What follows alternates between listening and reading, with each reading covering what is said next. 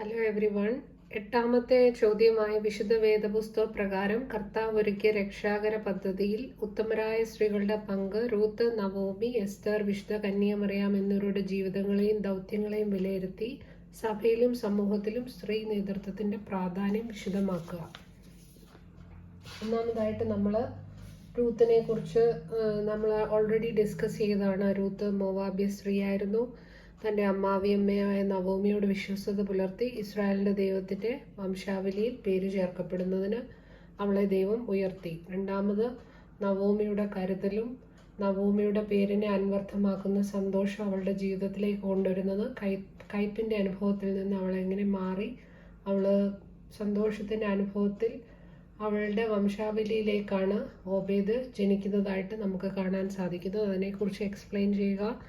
മൂന്നാമത്, എസ്തർ സ്വന്തം ജീവൻ പോയാലും ഞാൻ നശിക്കുന്നെങ്കിൽ നശിക്കട്ടെ എന്ന് പറയുന്ന ആ വാക്യത്തെ ഉദ്ധരിച്ചുകൊണ്ട് തൻ്റെ ജനത്തിനു വേണ്ടി എസ്തർ എങ്ങനെ ധൈര്യപൂർവ്വം വിവേകത്തോടെ രാജാവിൻ്റെ സന്നിധിയിൽ പോയി കാര്യങ്ങൾ നടത്തിയെടുത്തു എന്നുള്ളതാണ് നമ്മൾ എസ്തറിനെ കുറിച്ച് എക്സ്പ്ലെയിൻ ചെയ്യേണ്ടത്. വിശുദ്ധ കന്യാമറിയാമിൻ്റെ കാര്യം വരുമ്പോൾ മാതാവിൻ്റെ അനുസരണവും സമർപ്പണവും വിശുദ്ധ ലൂക്കോസിന്റെ സുവിശേഷം 1-ാം അധ്യായം 38-ാം വാക്യത്തിൽ അതിന് മറിയാം, ഇതാ ഞാൻ കർത്താവിൻ്റെ ദാസി, നിന്റെ വാക്കുപോലെ എനിക്ക് ഭവിക്കട്ടെ എന്ന് പറഞ്ഞ അനുസരണം, സമർപ്പണം മാതാവിനെ രണ്ടാം ഹവ്വയായി ഉയർത്തപ്പെട്ടു. ആദ്യ മാതാവായ ഹവ്വയുടെ അനുസരണക്കേടിനാൽ നമുക്ക് നഷ്ടപ്പെട്ട സ്വർഗത്തെ വീണ്ടെടുത്തുകൊണ്ട് മനുഷ്യരാശിയുടെ വീണ്ടെടുപ്പിനായിട്ട് തൻ്റെ അനുസരണം മൂലം തിരഞ്ഞെടുക്കപ്പെട്ട മാതാവിനെ രണ്ടാം ഹവ്വ എന്നും തിയോട്ടോക്കോസ് ദൈവത്തിൻ്റെ മാതാവ് എന്നും പറയുന്നു.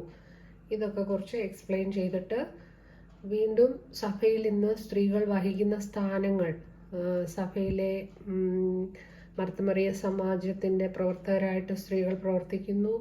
സൺഡേ സ്കൂൾ അധ്യാപകരായിട്ടും സൺഡേ സ്കൂൾ പ്രധാന അധ്യാപകരായിട്ടും മാനേജിംഗ് കമ്മിറ്റി അംഗങ്ങളായിട്ടും അതേപോലെ ഒരുപാട് ചാരിറ്റബിൾ പ്രവർത്തനങ്ങളും കൊയർ, ലിറ്റർജിക്കൽ പഠനം, കുടുംബത്തിലും സഭയിലും സ്ത്രീകളുടെ വിവിധതരമായ കോൺട്രിബ്യൂഷൻസിനെ കുറിച്ച് നമുക്ക് അവിടെ എക്സ്പ്ലെയിൻ ചെയ്യാം.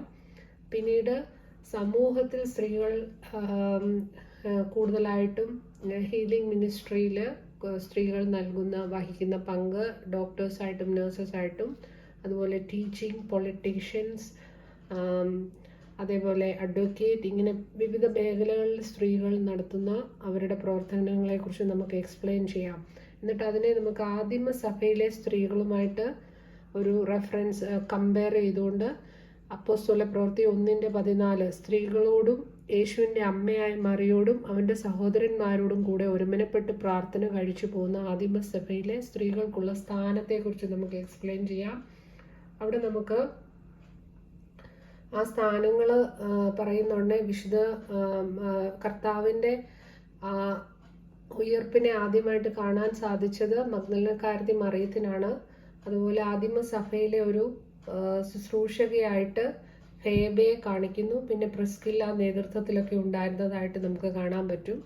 ചലഞ്ചസ് ആയിട്ട് നമുക്ക് പുരുഷാധിപത്യം ഇപ്പോഴും ഇന്നത്തെ സമൂഹത്തിലും സഭയിലും ഉണ്ട്. ദൈവശാസ്ത്രപരമായ പഠനങ്ങൾക്കൊന്നും അധികം സ്ത്രീകൾക്ക് പഠിക്കുന്നതിനായിട്ടുള്ള അധികം സൗകര്യങ്ങളൊന്നും സഭയിൽ ലഭിക്കുന്നില്ല എന്നുള്ളത് നമുക്കൊരു ചലഞ്ചായിട്ട് വേണമെങ്കിൽ എഴുതിക്കൊണ്ട് അക്കോർഡിംഗ് ടു ദ മാർക്ക് അതിനെ കൺക്ലൂഡ് ചെയ്യാം. Okay, thank you.